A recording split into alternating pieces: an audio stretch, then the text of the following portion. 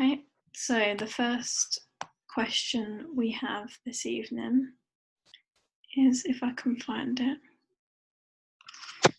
is from Claire Chapman. So Claire, do you want to unmute yourself and then ask your questions, or did you want me to ask them on your behalf?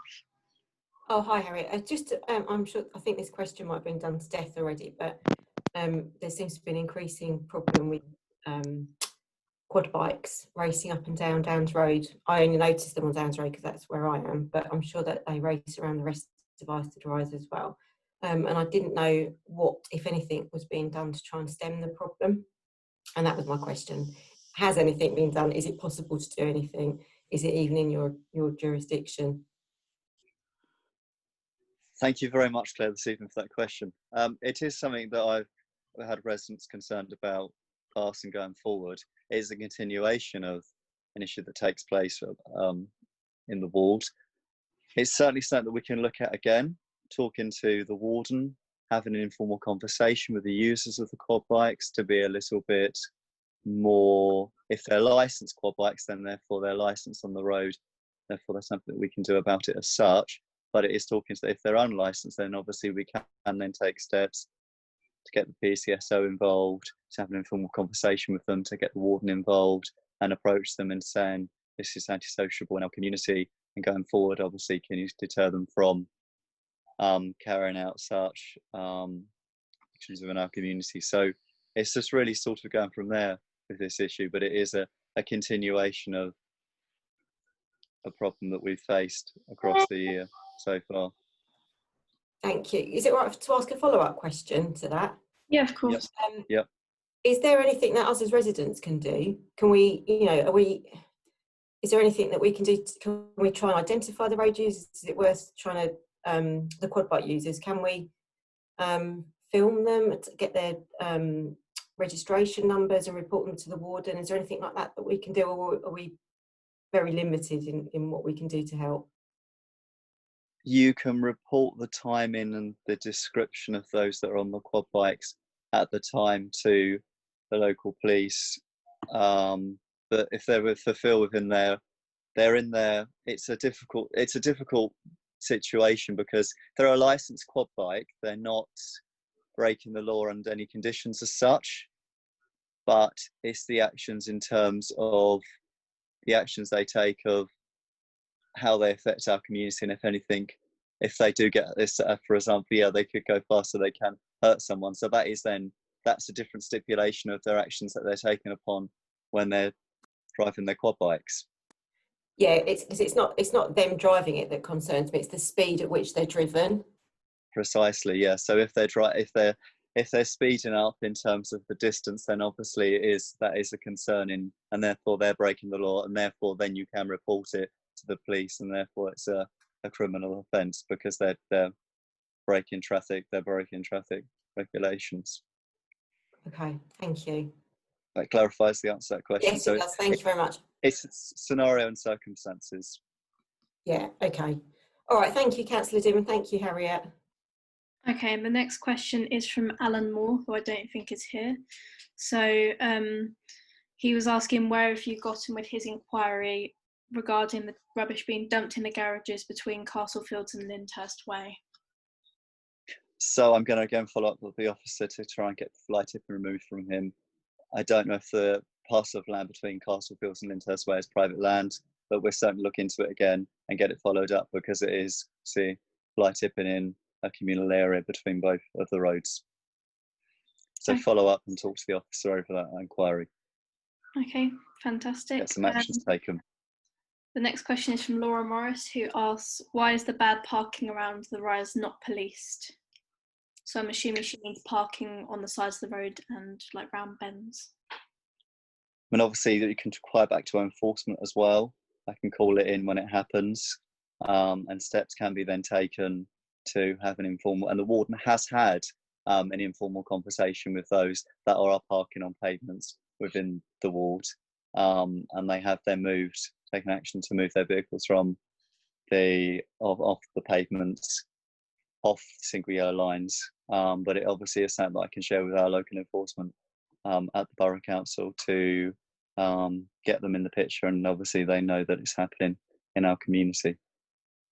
So that's the resolutions there. Have an informal conversation with the warden, with those residents that are parking, and then report it to Gresham Borough Council and the enforcement team there to take actions to make sure that our pathways are clear and that people aren't parking on corners and not blocking access in terms of pavements for those that need the crossings. Okay, next question is from Annette Chavai, who asks, what is being done for the parents who have paid for school bus passes but haven't received the service they paid for?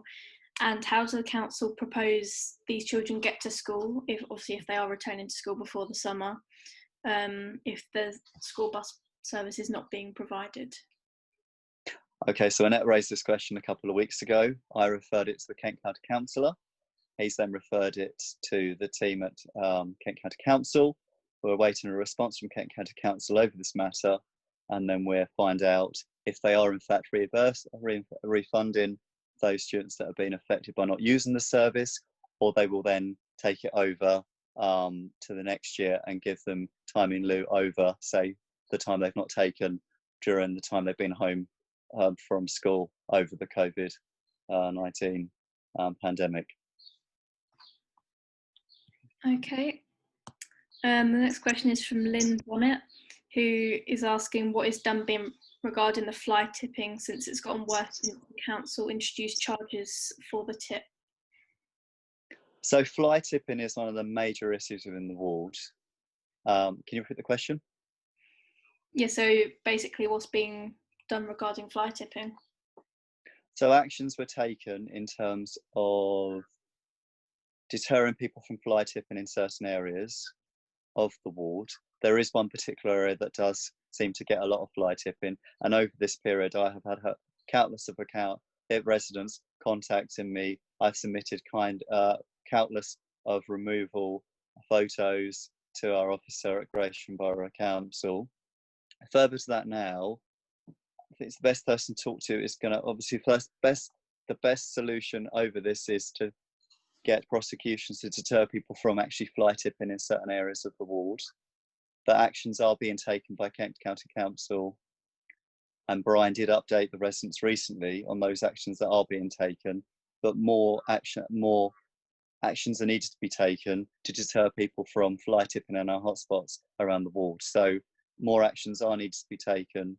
Therefore, I'll be liaising with Brian to get an update from him over the actions that have been taken recently and what improvements have been made, so that we get a real kind of answer to how we can deal with fly tipping and get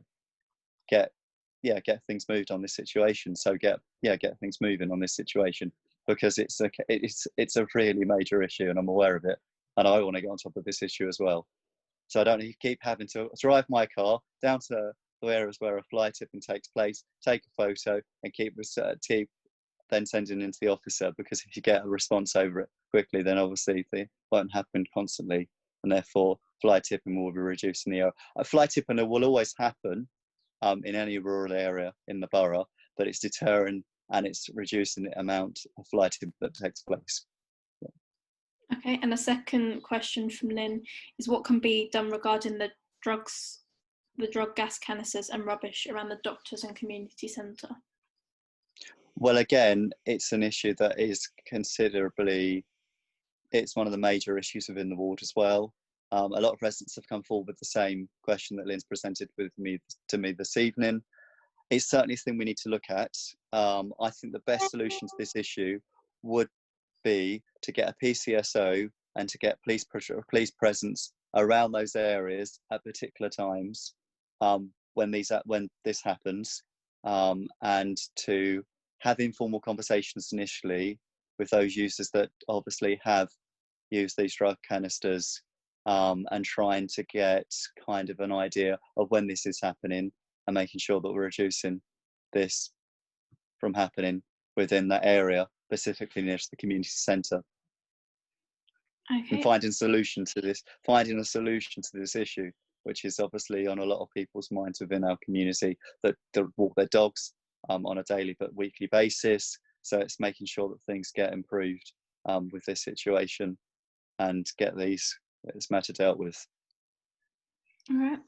The next question is from Daniel Dean, who asks, some residents around Northumberland and Brookside have voiced concerns about the placement of a skip, which is half on the pavement and half in the road, which is not a very well lit corner of the road. So he's worried that it's going to be like a traffic accident.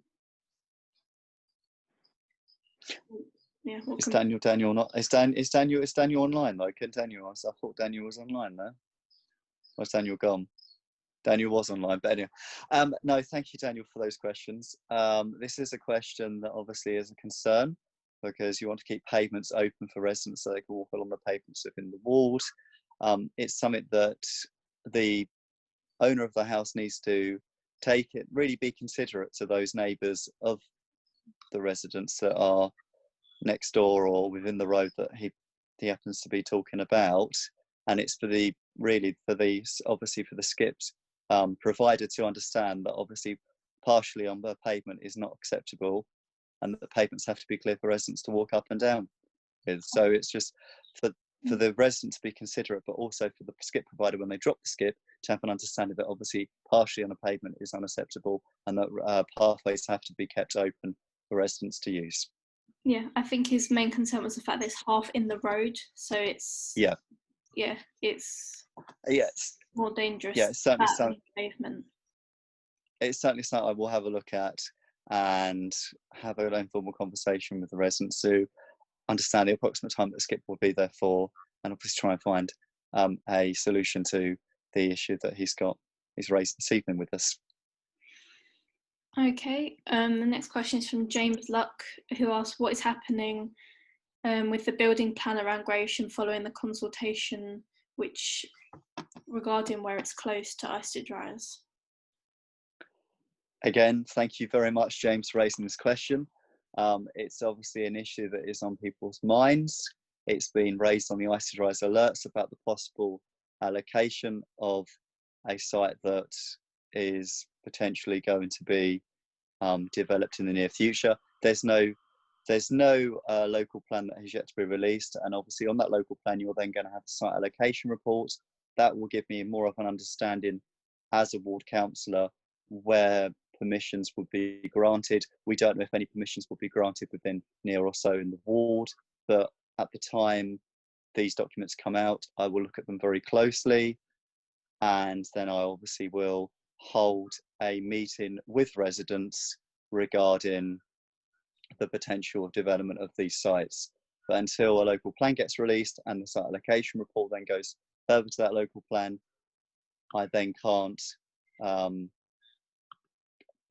confirm any sites that are going to be developed in the ward currently at the moment. Okay. But it is an issue that it's an issue I take very, very seriously, and I really thank James for raising that question this evening. Okay, another question from James, which is, with high street shops at risk and closures meaning no rates, how big of a risk is this to the Gresham finances? Again, James, it's obviously a major risk for a borough council not to receive business rates from shops. It's certainly something that I can raise with the council over further to this evening to give you an exact answer. I think at the moment we don't have the full impact of the COVID-19 situation, so therefore we can't, in terms of a council, make any assumptions about the lasting or full extent of the impact of the situation. But the council have been across each department going into the COVID-19 strategy and the direct impact upon that service they provide. So there is that kind of joined up thinking about what impacts COVID-19 will have on the council's income. And obviously that's something that I'd be very interested to raise, if not in FNA, when we have our next FNA meeting next month, quite relevant to the income of the council. That directly relates to the income of the council. So no, thanks for raising that. And it's certainly a question that I will then raise with the council going forward. Okay, the next question comes from Julian Kent, who asks, when will the community centre be opening again? The community centre, I don't know the exact dates. I know today that Boris has lapsed the social distancing so that pubs will now be reopening, but there obviously will be social distance constraints that will have to take place. That is for the community centre to decide when they reopen, and obviously they will have to, as an organisation, put in social distance measures if they are to open the bar within the centre. But that's obviously something I can ask the community centre directly from this evening's meeting, and then come back to Julian with a response regarding the reopening of the community centre. Okay. His next question is, given the amount of fly tipping, would it be cheaper to open the recycling centre to vans? I go further to that question about the social distance in terms of the community centre.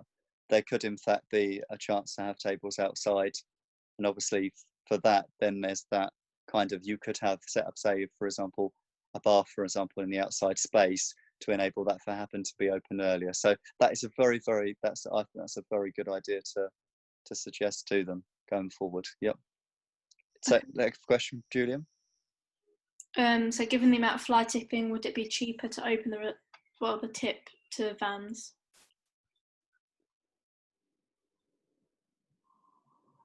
Again, with the question of fly tipping and the opening of the tip 3 to vans, there doesn't seem to be much. People say because the tip was closed, there was an increase in fly tipping, or because the tip charges for vans, there's an increase in fly tipping. There's actually no correlation between the opening of a tip 3 to vans and fly tipping. Fly tipping has always been, as we've from the last question, been a major issue within the ward, and will continue to be a major issue until we take steps, aside from that, of prosecuting those that fly tip, and the necessary actions to further deter people from fly tipping. But I don't see there is a correlation between opening the tips 3 for vans and reducing the amount of fly tipping that takes place.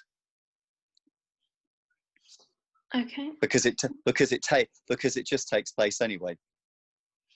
Okay. Well, could you get some further sort of research done into that? But I think it's also welcome to get some further details behind that, and obviously get an idea of where we can go forward. It's obviously it is a major issue that I really want to get sorted and get a resolution over, because it's a continuation, and it doesn't help the landscape and our community. Yep.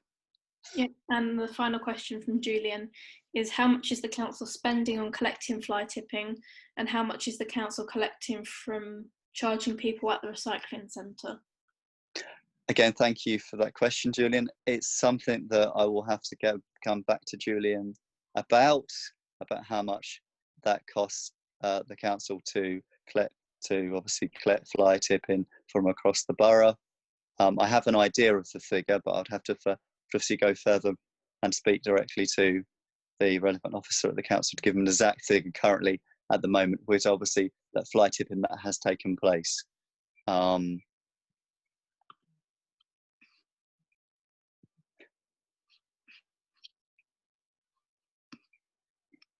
Yeah, I mean, we have tried to. I mean, also we have tried to. I went down to fly tip in a particular road within the ward.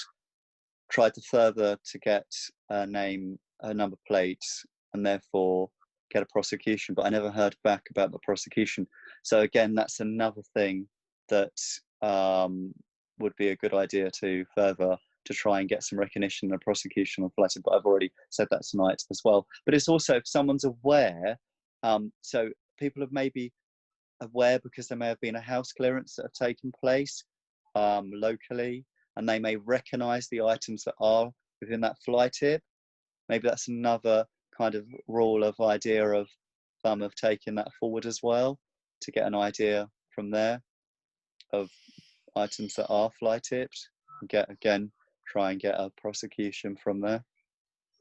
Yeah. Okay, so that was the final question. So is there anyone else on the meeting that has a question to ask?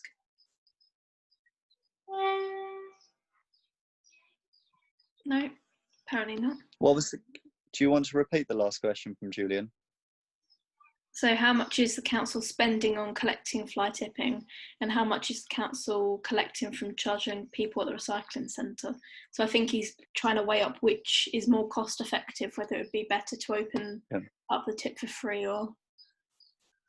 That's a question I can refer to Kent County Councillor in terms of what is the cost of opening up the tip in terms of comparing the costs from either one or the other, because one is Gratian and the other is County. So it'd be interesting for myself to get an understanding of both, of which costs more or less. So thank you for that question, Julian. Okay, well then that concludes the meeting for this evening, unless anyone else has further questions. Not from me. No, okay, I'm assuming that's everything. Yes. My question is that obviously when you come into the car park up at the shops, everyone parks very close to each other, so it's very hard to social distance in the car park. So is there any opportunity to have the car park better laid out or something like that? I mean, again, it's a private entity. It's owned by a private landlord. The CARP took measures in terms of the store, but obviously there wasn't the measures taken in the car park at the time. Maybe in hindsight, there should have been greater measures taken within the car park and obviously social distancing outside the shops. But I think social distancing did take place outside the shops. But I would agree in terms of the social distancing within the car park environment should have been taken more seriously more earlier, and things should have happened. But I think that was down to the landlord, and actions weren't taken by the landlord to... My understanding is the car park is only laid out in that particular way is because they used to have a barrier across it many years ago to put across there at night to stop people parking in there. Well, that's not the case now because the flats use it, the chip shop uses it, the co-op's open very late. So obviously things have changed. So perhaps surely the council can insist that landlord perhaps does something better with the car parking situation, because it's quite dangerous as well. Yeah, I mean the in and out access points as well. I think that's something obviously that I can speak to council about regarding the in and out of access points, because you're getting a greater use of the services that are provided. When did someone drive into the butchers?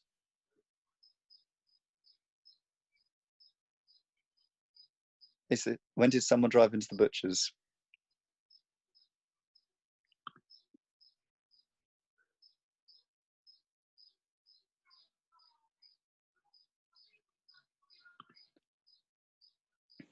Can you unmute the resident so she can an idea of when this happened? Or I can't unmute until I can ask okay. her to unmute, but Can you unmute?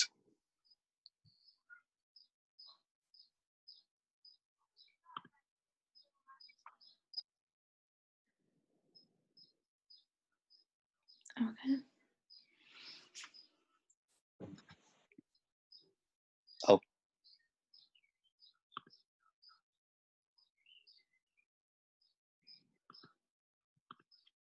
I think she may have disconnected from audio. Okay. Okay. I'm back. Oh, you're back. Yeah. So the question was, when did this incident happen at the butchers? Oh, probably a few years ago. Okay. Well, I think it's a very good question. I think it's something we can raise with Charlie, and obviously as a council, then if I don't get any response back from Charlie, the landlord, then I can then raise it with the council, and then obviously they can take the decision and maybe have a meeting with him in the vicinity to get an understanding how we can make it more safer for our residents and the wider community that use the services there at the Parade of Shops. Now we've now got another a business that is open 7 days a week, because obviously that's not always been the case. We've had a co-op, but you've now got 2 businesses that are now open 7 days a week. Okay, so is that all the questions for this evening?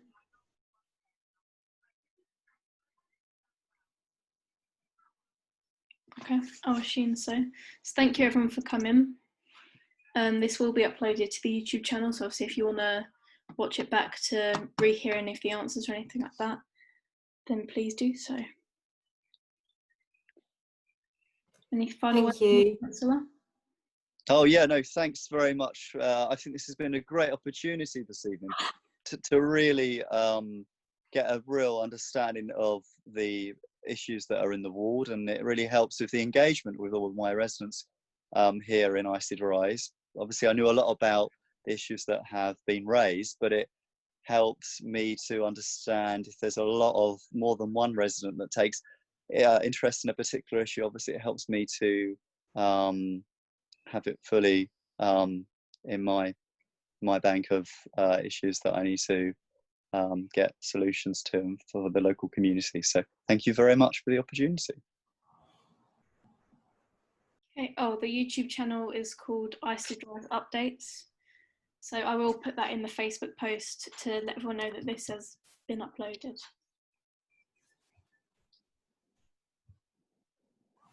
Okay. So I'm going to stop